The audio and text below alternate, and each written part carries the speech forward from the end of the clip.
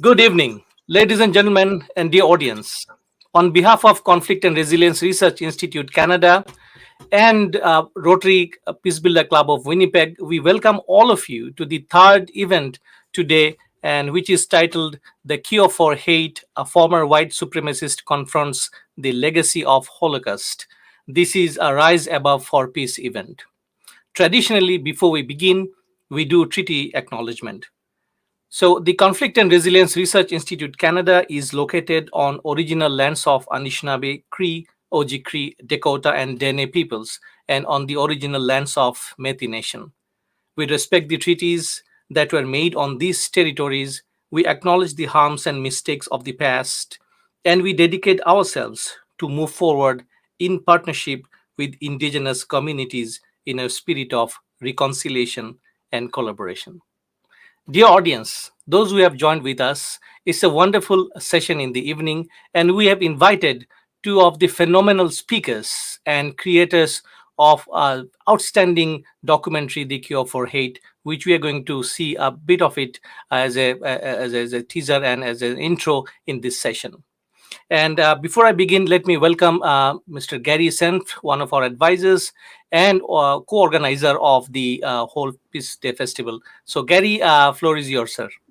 Yeah, thank you very much, Dr. Amin. So I'd like to begin by thanking Kauser Amin and the Conflict Resilience Research Institute of Canada for just the amazing work they do on an array of subjects. So I'd really encourage you to take a look at their site and just keep track of the events they're putting on. They're amazing. Myself, I'm Gary Senft. I'm the co-founder and co-chair of the Peace Days Festival and a committee member of the Rotary Winnipeg Peace Builders Committee. Our Rotary group and Friends of Rotary work together to facilitate and inspire events. And this Peace Festival that we're celebrating is the 12th anniversary of our festival. Our kind of slogan for this year is Rise Above for Peace. It's been a difficult time with COVID and all the things that are occurring in the world. So we hope that theme is of interest, Rise Above for Peace.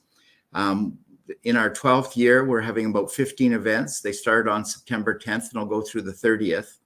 I'd really encourage you to look at our website, www.peacedays.ca, for a full list of events. And I'll just highlight a couple of them for you. September the 21st, we have a wonderful event, the 22nd, on the women empowerment, which I think will be very powerful. On September 23rd, we have a really interesting event with the Charter for Compassion, which is an organization in about 500 cities. And on September 30th, we have the honor of having Brad Regier speak to us, an Indigenous lawyer and president of the Canadian Bar Association, on Truth and Reconciliation. And those are just some of the events. So I encourage you to go there.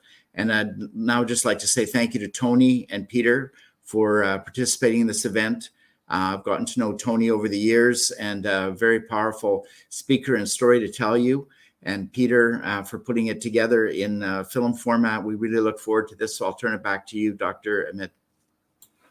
Thank you, Gary. Thank you very much. Ladies and gentlemen, we are back to our main event. And let me have the privilege to introduce both the speakers and presenters today. First, we have Tony McAleer. And Tony spent 15 years in the white supremacist and neo-Nazi movement, starting as a skinhead and evolving to leadership positions. And he was instrumental in ushering in the internet, building one of the first white supremacist websites for resistance records in the mid-90s. Tony is the author of the book, The Cure for Hate, a former white supremacist journey from violent extremism to radical compassion. It was published by Arsenal Pulp Press. You can have a look, and we'll also show the book cover at the end of our session. Tony has worked closely informing law enforcement and government and attorney generals to senior staff at the Department of Homeland Security. Tony testified before Congress and recently at the Paris Summit for the Christchurch call with the Prime Minister of New Zealand. And Tony is a phenomenal speaker, ladies and gentlemen, as I already mentioned. And next we have Peter Hutchison, and he's the director and producer of the film that we are going to have a very brief clip of around 10 minutes today. And Peter is an award-winning filmmaker, New York Times best-selling author, educator, and activist.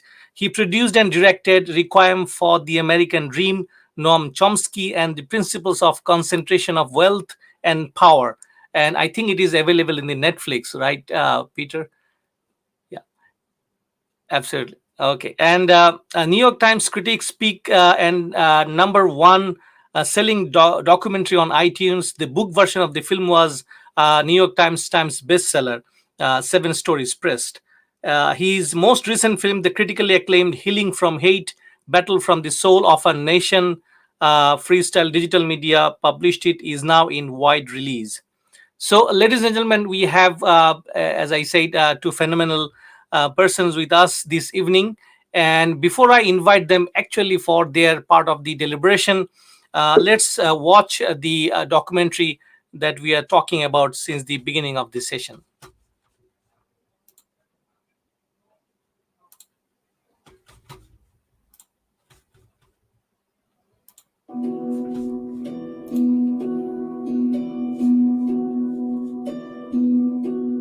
What was unthinkable a generation ago is happening.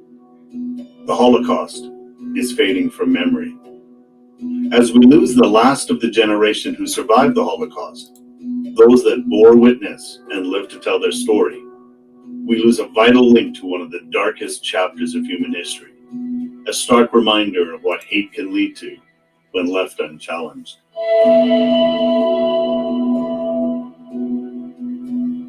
According to a recent survey, 41% of American adults and 66% of millennials cannot say what Auschwitz was, with over half unaware that Hitler came to power through democratic means.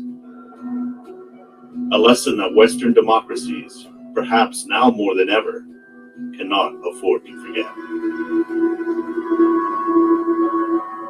20 years ago, I was a fervent neo-Nazi and Holocaust denier. I believe there are differences between the races. If that makes me a racist, then I'm a racist. It's a life I've long left behind, but I continue to struggle with the shame I carry for my role in contributing to such a dark legacy. A legacy that continues today.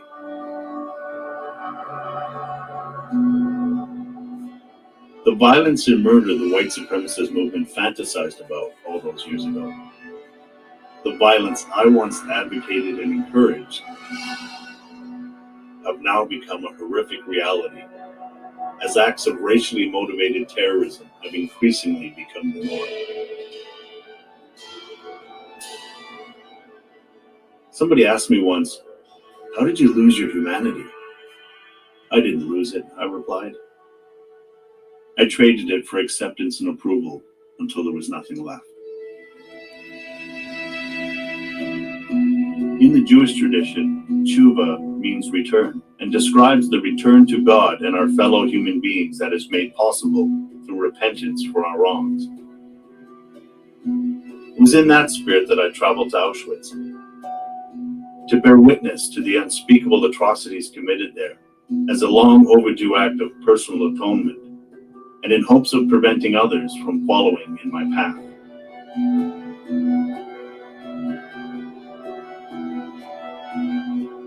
The inescapable truth is that white supremacist ideology, if left unchecked, always ends in murder, and we ignore the lessons of history at our own peril.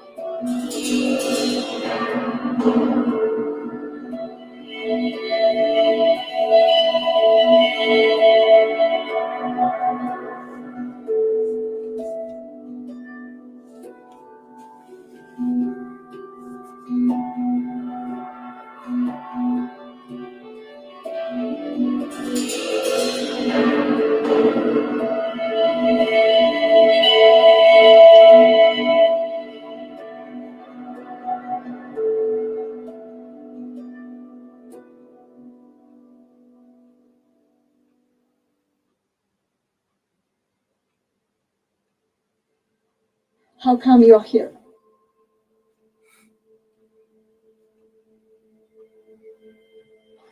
It's part of my journey of reconciliation because of who I was, what I did, what I said in my previous life.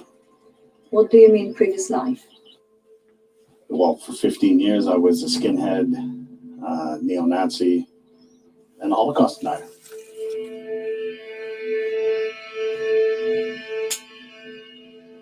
In the 1980s, I was deeply involved in the white Aryan resistance, anti-immigrant activism, Holocaust denial, and street violence. As I rose through the ranks, I sold the ideology to others. And by the 90s, I'd become a household name through a series of publicity stunts, including running a racist phone line that led to Canadian human rights tribunals and a trip to the Supreme Court. Tony McAleer, the alleged operator of the Canadian Liberty Net, a white supremacist telephone network, was not able to appear. McAleer was given a 2-month jail term Wednesday for contempt of court. I had known the notorious Holocaust denier Ernst Zundel quite well. In fact, he'd supported my defense fund. He said he would continue to spread his version of history, that 6 million Jews did not die. Well, I'm telling you, Ernst Zundel is back.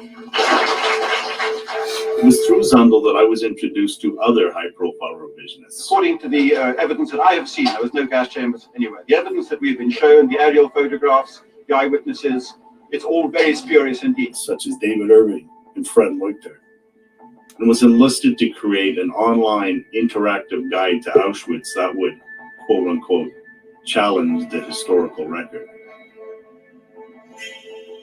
These men saw the Holocaust as a grand deception, engineered to garner sympathy for Jews to enhance their power through politics, the financial system, and the media. To destroy that sympathy was to destroy that power, and the shame I carry to this day includes the years I spent trying to do just that. I'm not afraid to come up and stand forward and say I'm white and I'm proud and I'm a racist.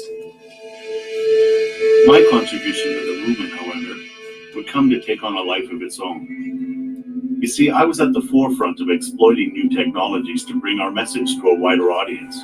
You have reached the Canadian Liberty Net for Sunday, August 21st, 1994. In fact, it would be fair to say that now, every time you hear of a lone wolf, indoctrinated online and inspired to murder in the name of white identity, it would be fair to say that I bear some personal responsibility. My pathway back has been a long, lonely, and difficult one. And over the past several decades, I've sought ways to deepen my commitment to the work against racism, anti-Semitism, and white nationalism. And that spark started a process. It was not an event. It didn't happen overnight, where my heart thawed and began to open up, and I began to rediscover my own humanity. Most importantly, I've sought to find ways to use my own experience to help others exit hate groups, including helping to found Life After Hate, as well as shed a light on what leads people down the path of violent extremism and how to prevent it. The source of all of my discomfort and unhappiness was external. But Auschwitz has always loomed as a symbol for the legacy of the ideology I once espoused, and the fear that I may never fully atone for the damage I've done to the community that I've harmed the most, the Jewish community.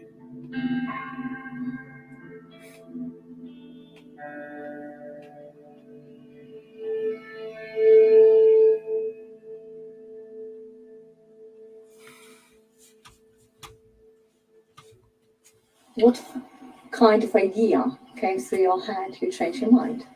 You know, I believe that the level to which we dehumanize other human beings is a mirror of how internally disconnected and dehumanized we are. Then I was totally disconnected from my heart. I was in my head and looked at pictures and facts and or what I thought was facts without any feeling. So it's important for me to come here to feel Auschwitz.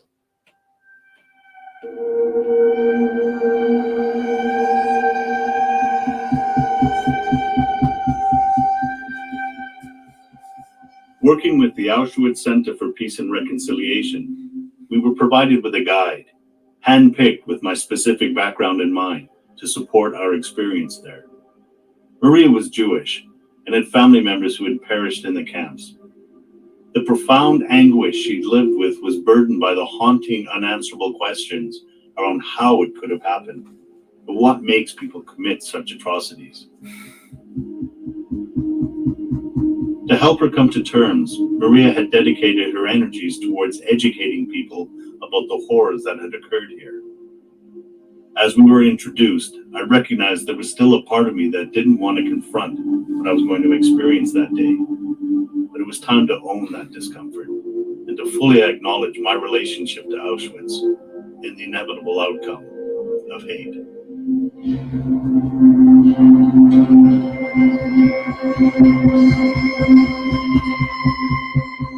They would have said, I would have said back then.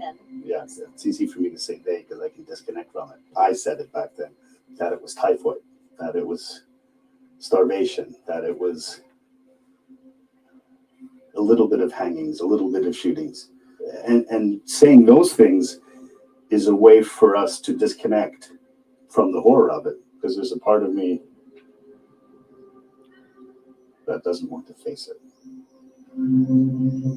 that wants to be disconnected from it. Because we are humans, and it's very difficult to face such inhumanity, such place.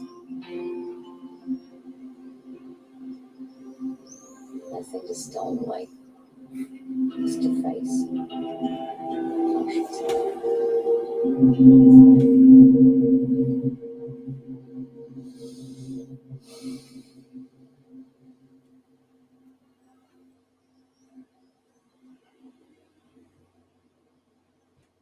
It's because shame. I don't want to connect to it. I don't want to admit that I did that. It's about avoiding the feeling of what happened here. To understand Auschwitz is not possible. The only thing we can do is to see it and to pay respect. Nothing else.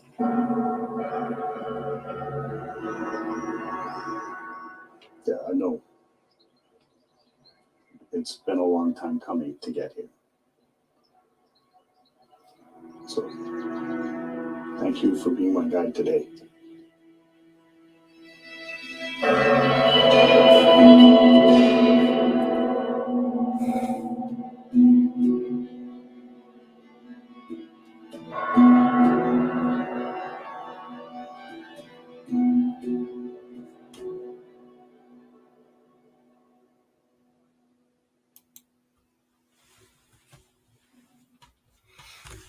So thank you so much. It's such a powerful story. I believe audience, those who watch this one, would get this message very clear.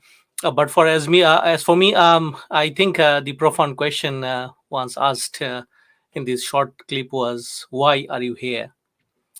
And this is, I think, it's the biggest question, overarching question that we are going to pose to both Tony McAleer and Peter today. Why are you here? And what do you want to say about this whole topic? The audience, without further ado, let me welcome Tony McAleer for his part of speech and presentation. Tony, floor is yours, sir. Thank you for having me, and that really is a profound question. Everybody should ask themselves, why are we here? And you know, what are we trying to accomplish in the short time that we're as individuals on this planet? You know, I think, why did we make this film? I think there's a couple layers to that. It starts as an evolution from my own journey in coming out of the world of white supremacy, out of the world of hatred, out of the world of disconnection. And, you know, when I co-founded Life After Hate 10 years ago, a lot of that process was about helping other people like me to get out, to help people who are where I once was. And a lot of it had to do with healing myself, learning self-acceptance, learning to have compassion and forgiveness for myself, because that was one of the hardest things for me to do, because of the things that I've done and said. And and I'm always reminded of this quote from the Dalai Lama: "Is the more I have compassion and forgiveness for myself, the more I diminish my capacity to do harm." And in doing that, I thought it was, and other people, commented, "Well, that's pretty self-serving. Good for you. You can forgive yourself. You can have compassion for yourself." But and I struggled with that as well, because I didn't feel I deserved those things. But it wasn't until I got at a deep level that I don't do that for me. I do it for everyone else. The world deserves to have less anger, less hatred, less aggression in it. And if I'm filled with self-loathing, then I can't help but add to the anger and the harm in the world. So the healing myself was really about exactly that: diminishing my capacity to do harm in the world, and the world deserved a better version of me. But in the evolution of through that, once I had done sort of, we're never really done, but once I'd gone through this journey of healing, then I got to a place where I needed to go back and heal the communities that I'd harmed. And that was sort of an evolution in the process. I don't know that I could have started with the other one first. And so this film, in many ways, is part of my journey of atonement and reconciliation with the Jewish community, because they were, if there's one community that was the target for my vitriol, it was the Jewish community. And so in doing that, it's been quite a journey, and I've learned so much through the Jewish community, spending time with rabbis and congregations, and they've taught me so much about forgiveness and atonement from within their faith. And there's an interesting piece in atonement in the Jewish faith, and how do you atone for things like slander, libel, when you can't identify the people that you've harmed, right? It's one thing if I've harmed someone and I can go to them and say, "Hey, I'm sorry," but what if you never know who the thousands or millions of people that were harmed by your activity? It's a much more difficult process, and so there's many reasons we made the film. There's many layers to it, but one of the reasons that I wanted to do this film is an attempt to make up for the harm that I did to people. I'll never know who they are, and if I'm talking about things I did 30 years ago, many of them aren't alive anymore. How many Holocaust survivors did I insult with my Holocaust denial that aren't around anymore? So it's me trying to grapple with making atonement for the things that I've done to that community. Some of the other reasons we did this film, and the statistics are shocking, and the number of young people that don't know what Auschwitz was, that can't say what Auschwitz was. And I think as we sort of says in that clip, as we lose the last of the Holocaust survivors, the fear is that the Holocaust will be grainy black and white footage that nobody can relate to because it happened so long ago. And so we wanted to, using my story as a platform, to tell the story of the Holocaust in a way that to make it relevant to today. Because if you look at some of the causes that gave, and the themes that gave rise to Nazi Germany, some of those same themes are alive today. I mean, let's face it, Hitler got elected on a Make Germany Great Again platform. And so we have to be aware of the lessons of history. I think it's Mark Twain. I think the quote is attributed to where he says, history doesn't repeat itself, but it sure seems to rhyme a lot. And I think once things fall from living memory, I think we're almost in a way, unless we stay vigilant, doomed to repeat them in a not in the same way, but in a way that echoes with what happened in history. So it's that's another important reason why we made the film, because the story of Auschwitz and the story of the Holocaust in many ways is just as relevant today as it was then. Thank you very much, Tony. Let me bring Peter into the discussion. Peter, we would like to pose the same question to you today. And please go ahead and share your story and motivation with us. Peter, floor is yours. Thanks. And can you hear me okay? Okay, great. I appreciate you guys putting this together, and I'm grateful to be a part of it. I think Tony, as is often the case, stole all the really good talking points about film already. So I'm going to try and talk about it from my perspective without being too redundant. But I think Tony's story in and of itself is a very rich story. And it carries within it so many lessons, so many valuable lessons about what set men up to be recruited into hate groups, how they get in, the struggle with identity, and how crucial of a piece that is to these men who are in these hate groups, and one of the reasons both why it's so difficult for them to get out, but also how it's filling a psychic need for these men as well. And I think Tony's story deserves a broader telling, a deeper dig into a lot of these definer points, because there are so many lessons all along the way about, I mean, Tony's from a relatively middle class, neighborhood in Vancouver.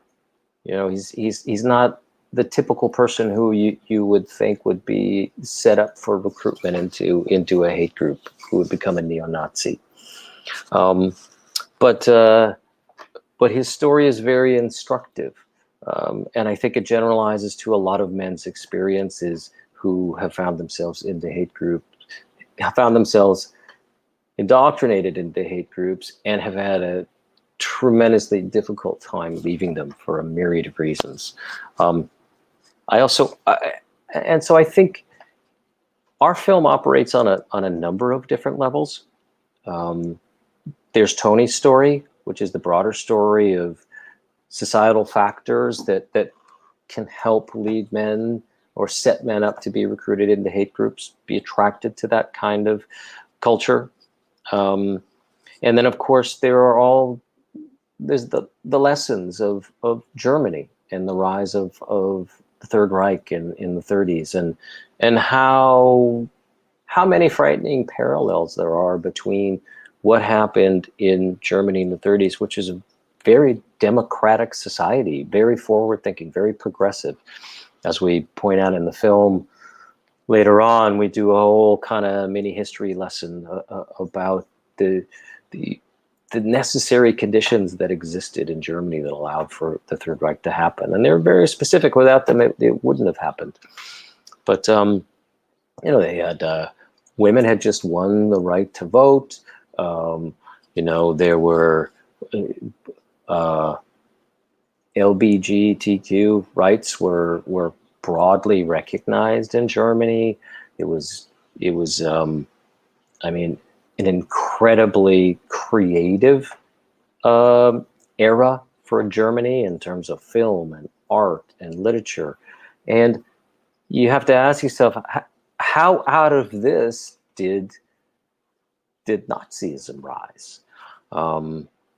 So it's a fascinating thing. It's a fascinating thing how many parallels there are between what happened in Germany in the 30s and what we see happening today all over the world, quite frankly, with the rise of authoritarianism. And there are lessons in there that I think we all need to be aware of and learn. And then, there's the part that Tony doesn't really talk about very often, but going to Auschwitz is an incredibly powerful experience for anybody. I felt incredibly privileged to be able to join Tony on this trip to Poland a couple summers back, pre-COVID, and it was one of the most powerful experiences of my life. And another piece of this film, I think, is trying to create an opportunity for people who can't make that journey to Poland, who don't have the means or the time or to get on a plane and take a week of their lives to fly to Poland and Auschwitz, to give them the experience of being there in that incredibly powerful place and take away some of those lessons with them. Tony talks time and time again in the film about how real stepping on to those sacred grounds in Auschwitz, how real it makes everything, how powerful that place is. It's impossible not to look around yourself in Auschwitz and not be stunned and overwhelmed by the industrialization of it, industrialized killing machine. It's impossible to wrap your head around it. And so we're trying to I think in one way we're really trying to cram a lot into one film, but it's, there are layers that are inherent in this story that I think offer many, many different lessons and experiences within the same film. And so we're about halfway through writing and cutting right now. The clip that you showed at the beginning is, it's a sample of what the first 10, 11 minutes of the film may end up looking like. It's very rough, but I think it demonstrates, it's a pretty good demonstration of our intent and our aesthetic approach. And so it's really exciting to see it coming together. Thank you, Peter.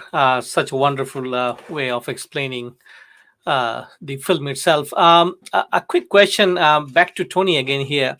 For our audience, Tony, we are interested to understand your motivation to travel to Auschwitz.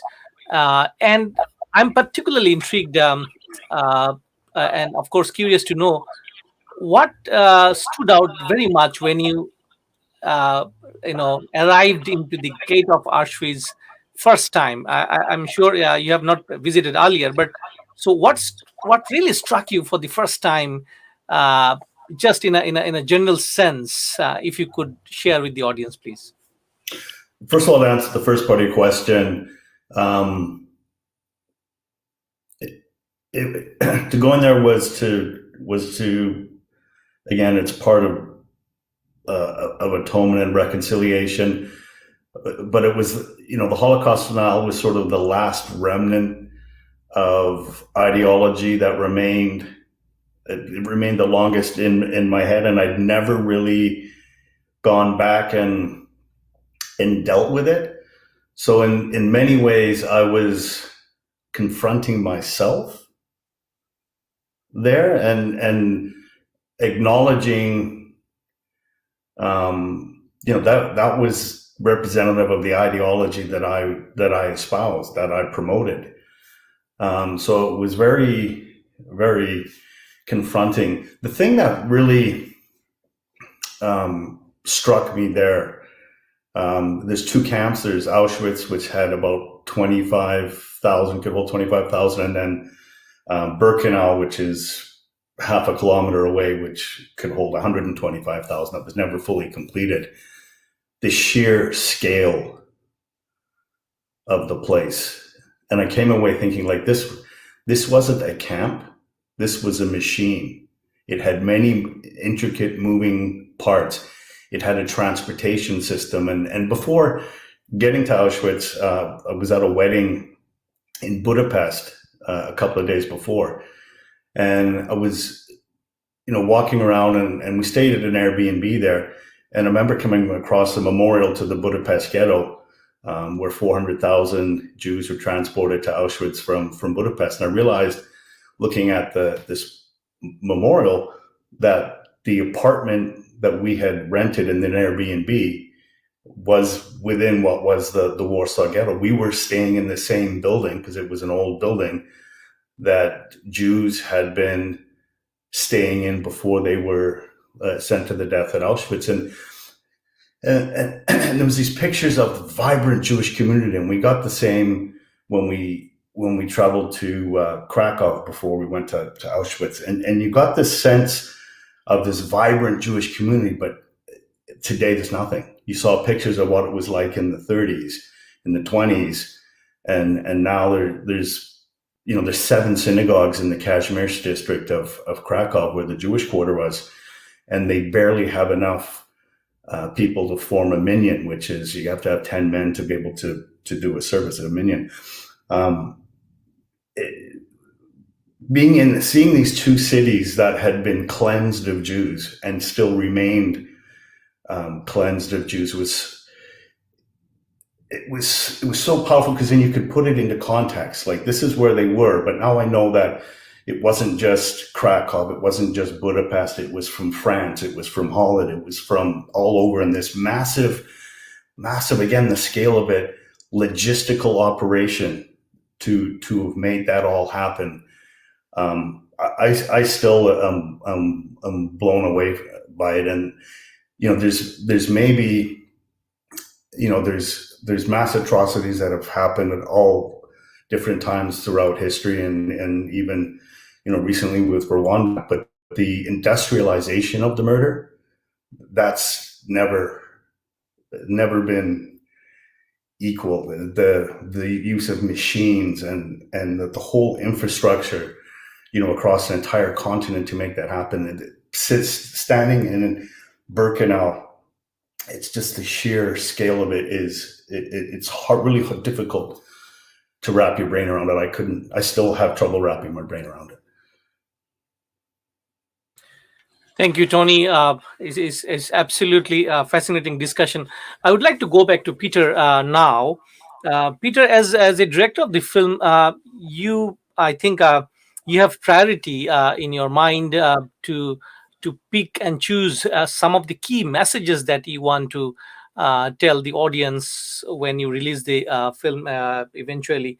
So would you like to share with us some of the key messages that you intend really the audience to get from this film? Because there are several I would say documentary people have tried to publish, and all each are different in their own genre and category. So what about your one? What are your takes on that? Thank you.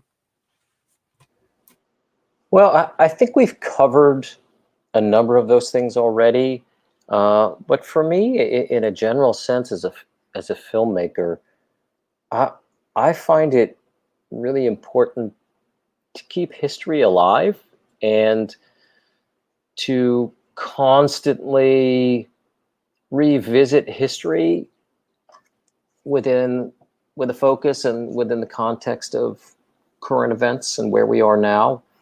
I mean, the story of history changes with each era, each decade, each century.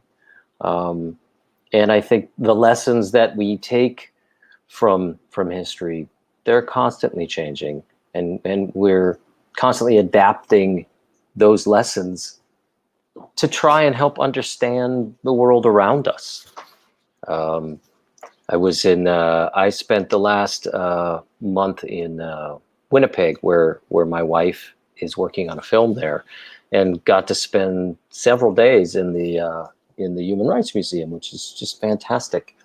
And I bought a book in the bookstore called The Lessons of the Holocaust, and it's an absolutely fascinating read, because this author's contention is that we're constantly trying to reinterpret history through the eyes of the present, and the lessons of the Holocaust are constantly changing. And he even argues at one point that there are no concrete lessons, because what we take from it and the important things that we need to understand from it are constantly changing. But as we pointed out and discussed a little bit in the beginning, I think it's absolutely crucial for people to understand how today carries with it the echoes of 1930s Germany. That people, without having an understanding of how the Holocaust happened, how the Third Reich rose up out of this, this democratic culture, we are not armed with the knowledge and the information to help ourselves prevent that from happening again.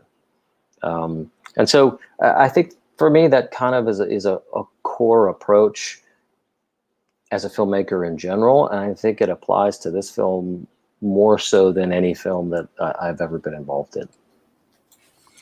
Maybe I will just jump into to mention, as I'm listening, the importance of information. So Tony was mentioning that part of the reason he went there maybe was to help set the record straight in his own mind and understand it and be able to present information, because that information is fading again as people are aging out and all these things are happening. But Tony, you were actually an early master of disinformation. And so I find that interesting. Like, so today, one of the things we're really facing is tremendous disinformation. And the social media providing a platform that makes that so possible. Do you have any tales of worry for us, or can you see hope in that? How do we get real information and avoid disinformation?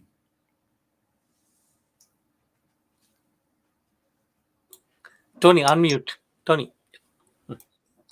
I think we have to stay curious, right? And I think if we're consuming information without curiosity, if we're assuming information just to validate our beliefs or and our identity of who we are and everything, I think then we can definitely fall into the trap of disinformation. Critical thinking.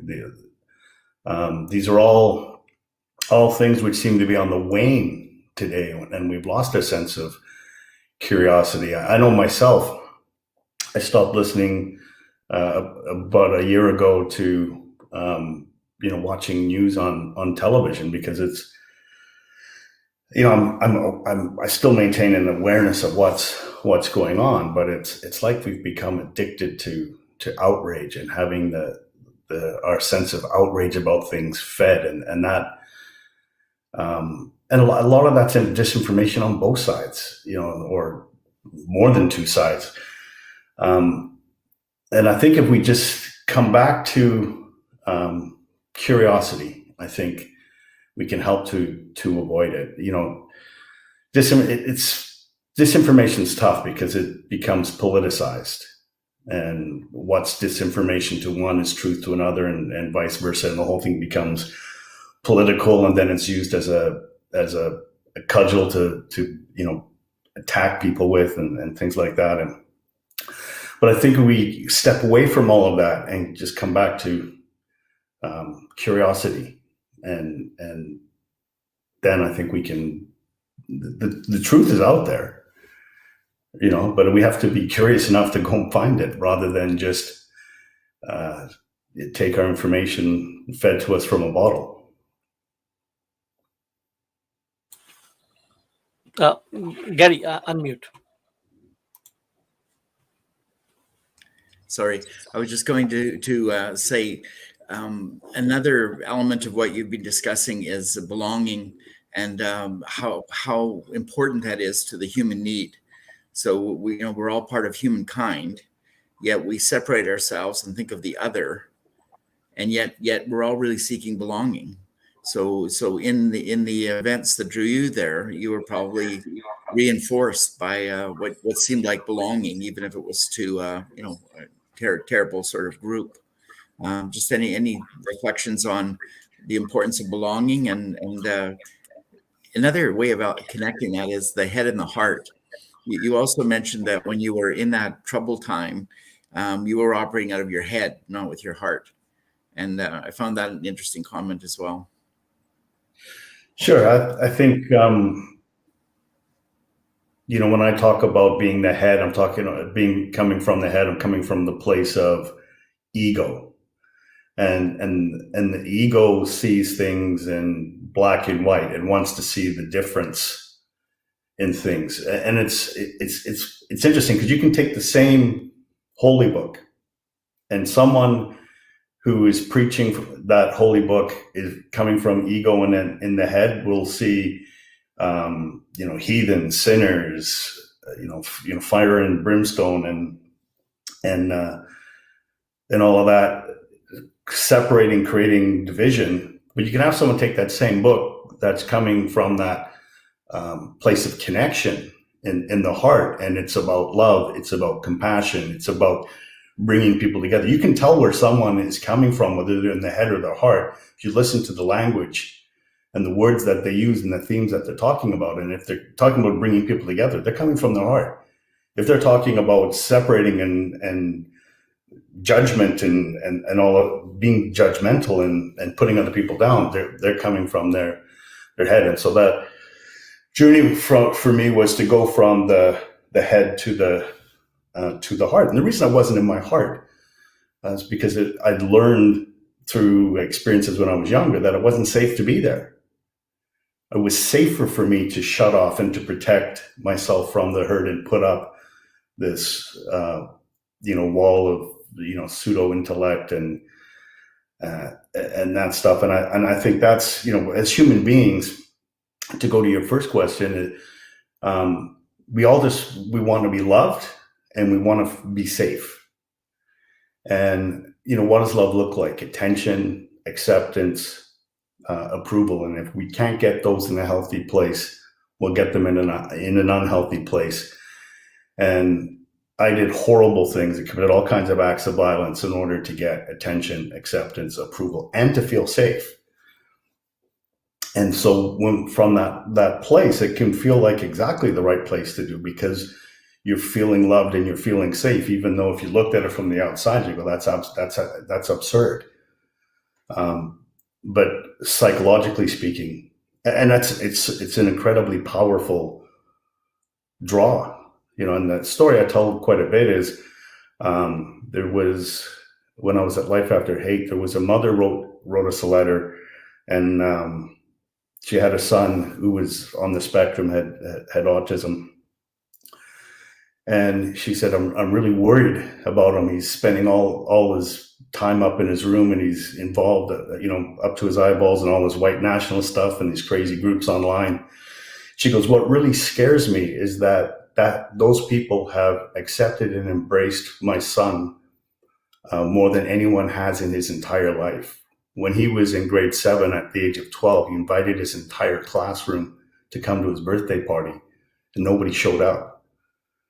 So when that young man gets that attention that he's craved his entire life, it's completely understandable that he would seek more of it, would do whatever it was that they wanted him to do if he could get that attention, that approval, that acceptance, that sense of belonging.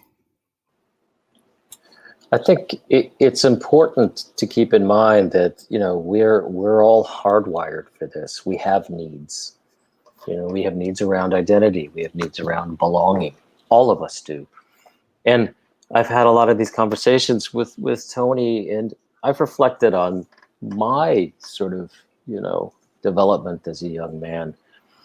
And I am still in touch with those feelings that, 13, 14, 15, that sort of window is often thrown around as this this sort of window when men are really impressionable and trying to figure out who they are and where they belong and what their identity is. And I could have ended up in the same kind of organization, that Tony did, if the right people came along at the right time. I mean, I was lucky. I ended up, getting involved in sports and music, but some of these guys that end up in these white supremacist groups, if the captain of the chess club came up at the right time and suggested that they join them, that might have filled that same need as well. But it is a very, very real need, and a lot of these things we're talking about, they dovetail very much with issues around male identity and masculinity. And I met Tony through the last film that I made called Healing from Hate, which was loosely about this entire sort of group of men who had gone down a similar pathway as Tony had, and then decided to create the organization Life After Hate. And it's kind of, it's a funny little anecdote in that I was looking to make a film about masculinity in America. And I was working with this sociologist, Michael Kimmel, who said, you really want to find an interesting lens to explore masculinity in America, in Tony's case, North America. I want to introduce you to these guys I'm researching for this new book about. I think you'll find it to be this incredibly rich way to sort of unpack masculinity, and he was absolutely right. So I think there's so many different things to talk about that are in this general wheelhouse around the things we've discussed tonight, which is why I find this really rich, and I'm glad we've had a little time to talk about it tonight, because it's a lot of these ideas, they only come out from discussion, which is also of course part of why we make films, right? So we can foster these kinds of discussions and spur people's interest and get people talking. Thank you so much, Peter. I would like to pose a question to both the presenters today, and it comes from a very latest, I would say just 3 days ago, a protest that was covered by a lot of medias. So I would need you to reflect on this, and because the reason I wanted to share it here today is that one of the aspects, as Tony and Peter both emphasize, is that the general trend of amnesia, we forget history and therefore we repeat it. And there are so many, and I think Peter mentioned this term, frightening parallels. So this is really important today, at least to my understanding, for the audience. So here is what has been covered in one of the protests in Alberta, and I just would like to. This is the actual scenario where people have come up to protest against the vaccine mandate and all.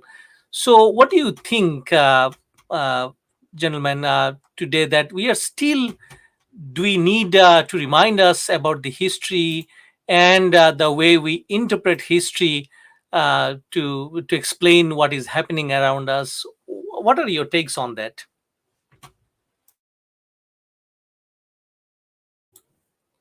Yeah, anyone can take the lead. Tony? And I get why people are trying to be dramatic when they make those comparisons. But all I can say is having been to Auschwitz, and just experience just being there, the what it brings up, you just can't make those types of comparisons. And I think it is insulting to the memory of those that perish there, and people should be more careful with their words and understand how hurtful that those type of comparisons can be. You know, and I get wanting to be dramatic, but having been there, it's just completely inappropriate.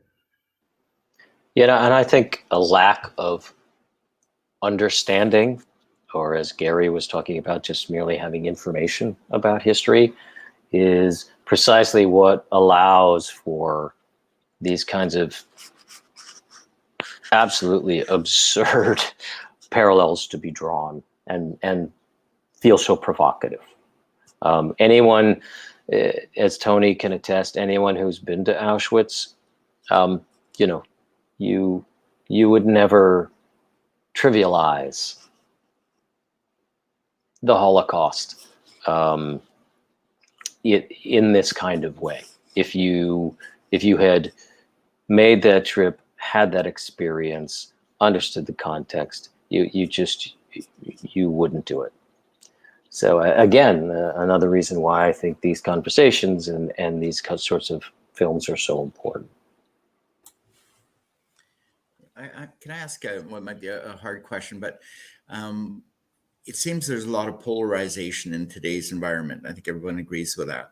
And there are a lot of inflamed monologues where people are, you know, saying, you know, this is how it is, this is how it is. And what we try to create in spaces like this is the opportunity for dialogue.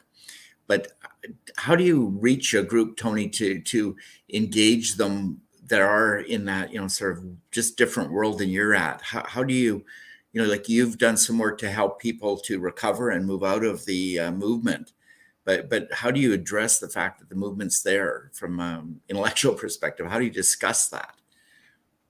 Well, I get asked that question a fair bit. You know, what would you say to my uncle? He's coming to, you know, the family dinner, and you know, he's gonna, you know, spout all this nonsense and stuff, and because it's there's so much identity wrapped in the polarization wrapped up into it. You know, I talk about this a lot, where identity and ideology become intertwined. You can't challenge the ideology, whatever their narrative is, whatever their beliefs are. You can't challenge that without challenging their identity, and that makes it very difficult. You can't get people to change by challenging their identity. So it's not what you'd say to them; it's what you do, and I would listen to them. And again, this is where I would talk about curiosity, compassion, and courage. I would listen to them, because underneath it, their grievance is real to them. You know, grievance is very subjective, and it may make no sense to you, but it's real to them.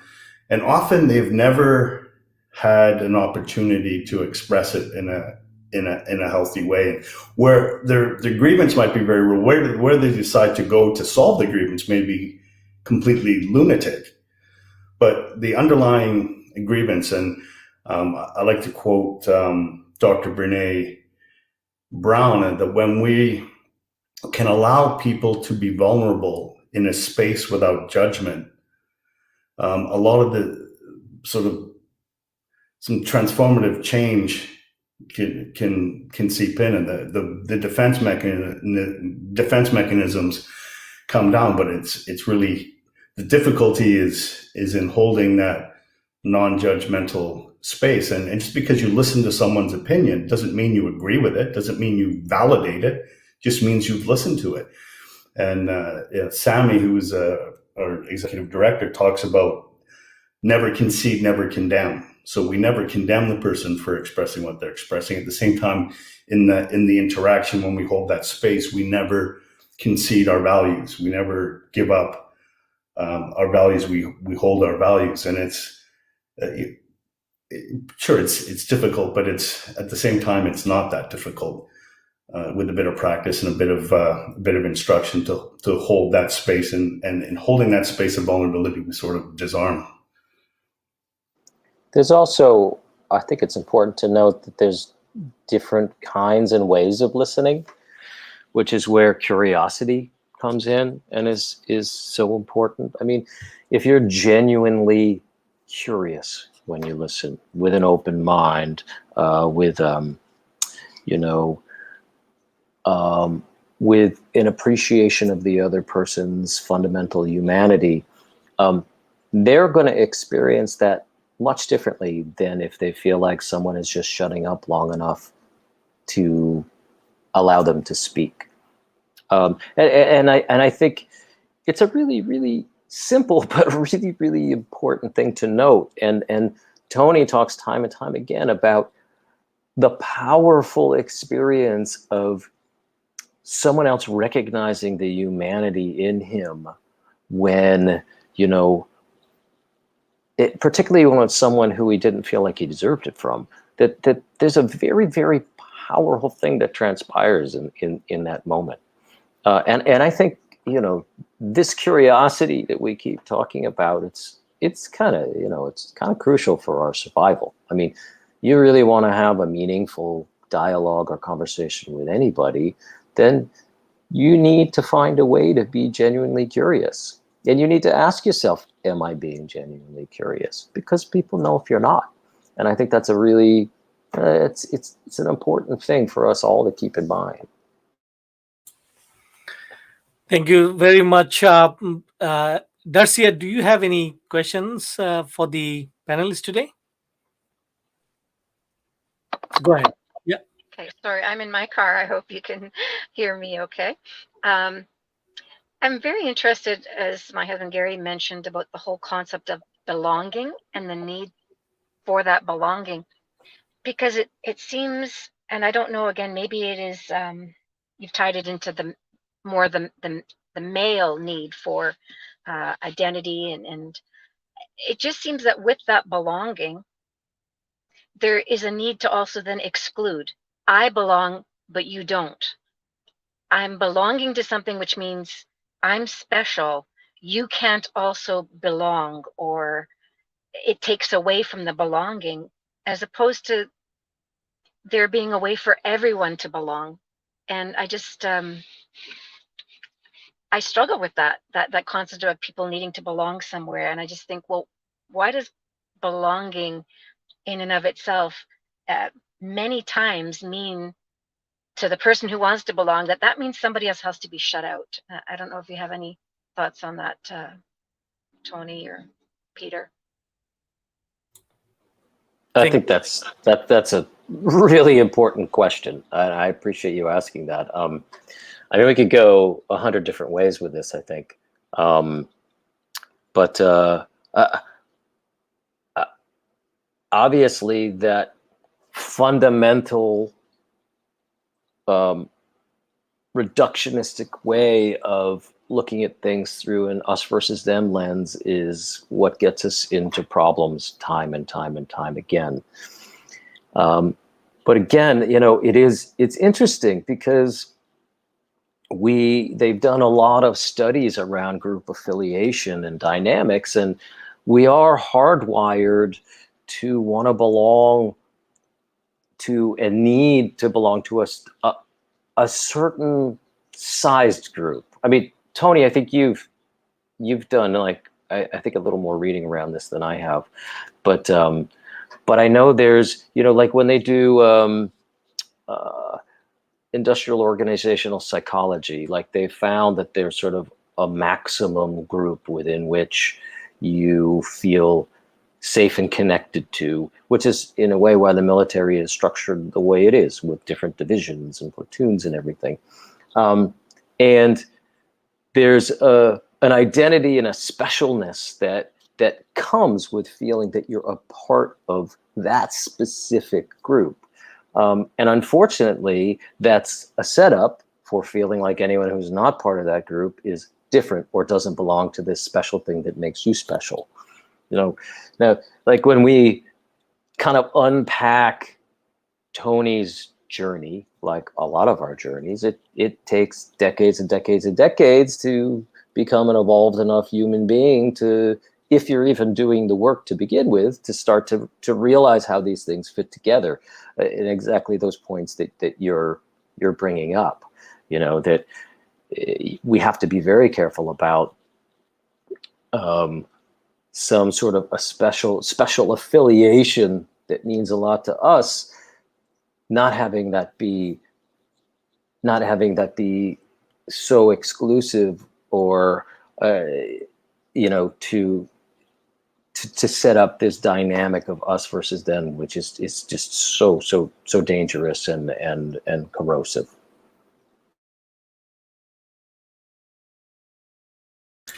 Tony, do you want to add, or? Yeah, just was trying to unmute my mic.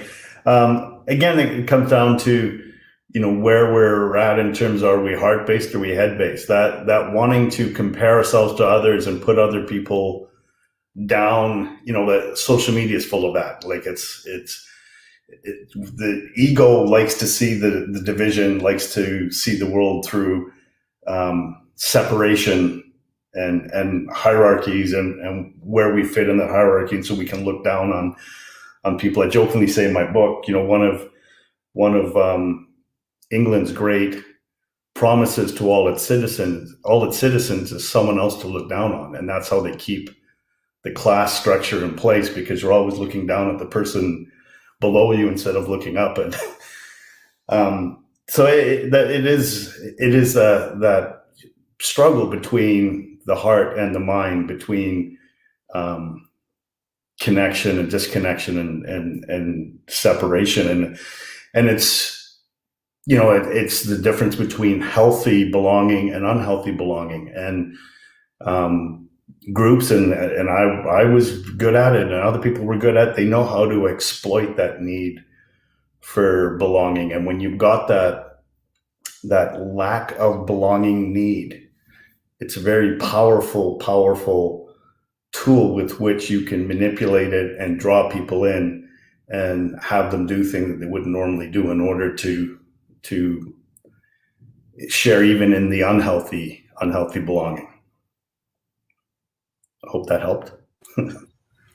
Thank you. Darcia, do you have any further question? No, I'm just wondering, is it really belonging? Is that the root of it, the needing to belong, or is it even more basic than that, the need to be loved? Whether that means you need to belong.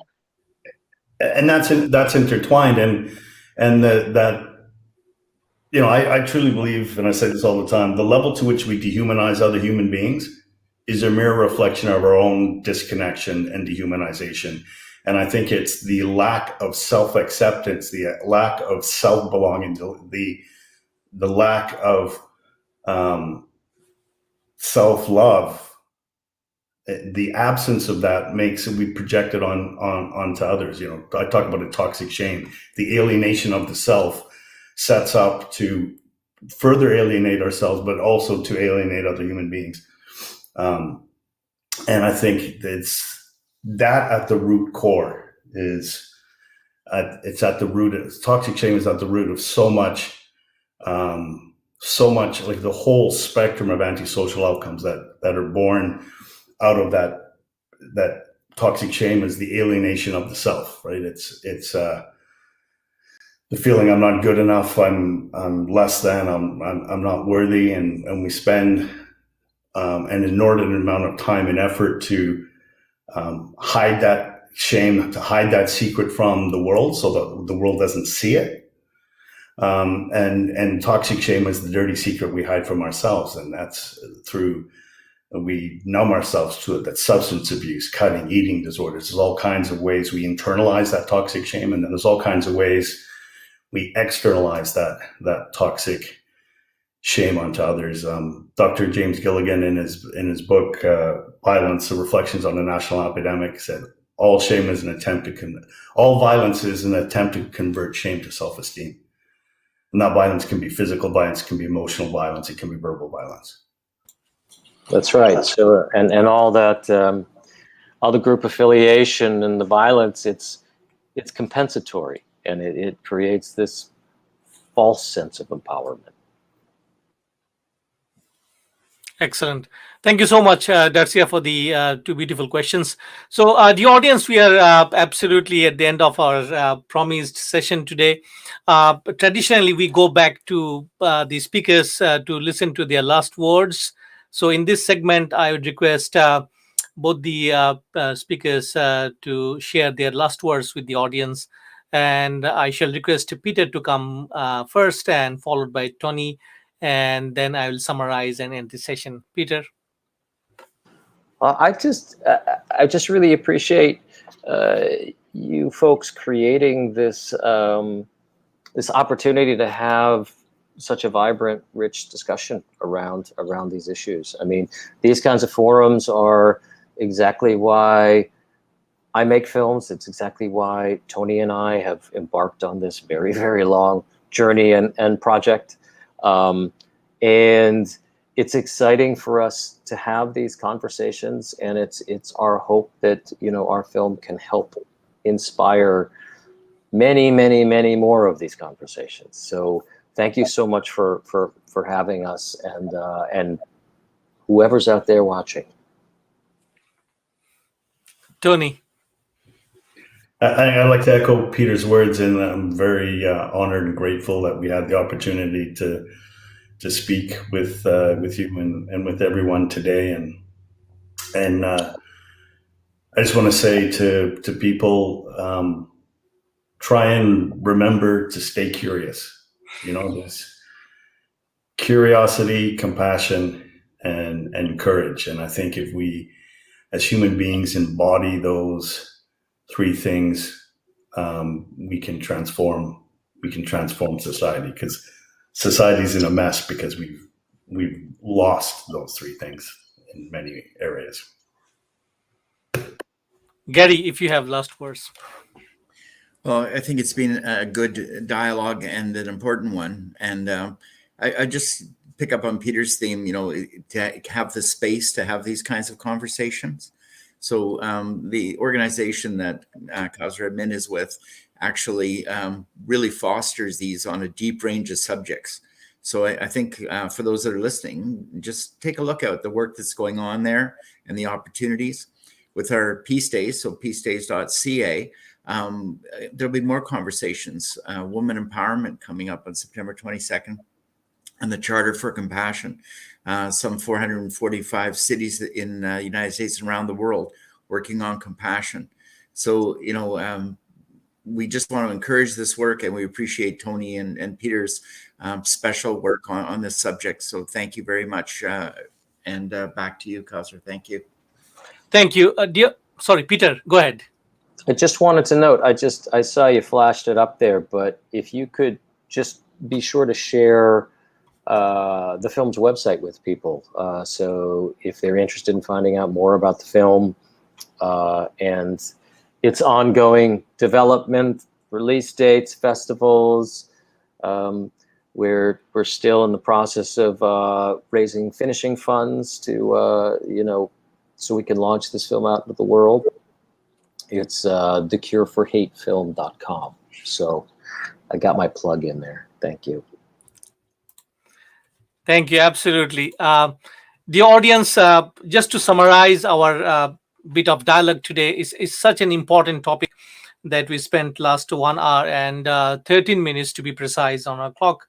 And it needs further dialogue. It needs further discussion. I'd like to end by just quoting both the presenters' beautiful words. In the film, if you have witnessed from the short clip, someone is asking Tony why he was there, and that is so profound. And it set this scene, and I hope you have got the answer from Tony as well as Peter why they are there. And we'd like to continue this dialogue in the future as well. I can promise Peter that we are going to host this film when it is out in a broader audience in Winnipeg, definitely. And we are going to contact. But nonetheless, I leave today's show, and for the audience, simple 3 things that Tony kind of shared at the end of his discussion, that remain curious, and add one more word: be genuinely curious. because that is what is going to drive our interest about this very important topic that is facing us in today's century. And also be compassionate and courageous to face what has happened in the past, because unless you face it, you will never know what it looked like when other people faced it. So with this, I'd like to end the show today. And but dear viewers, wherever you are, stay safe and stay well. And on behalf of Conflict and Resilience Research Institute Canada and Peace Builder Club of Winnipeg Rotary, I would like to express my deep gratitude for Tony and Peter to be with us for last 1 hour and 15 minutes. Goodbye and good night.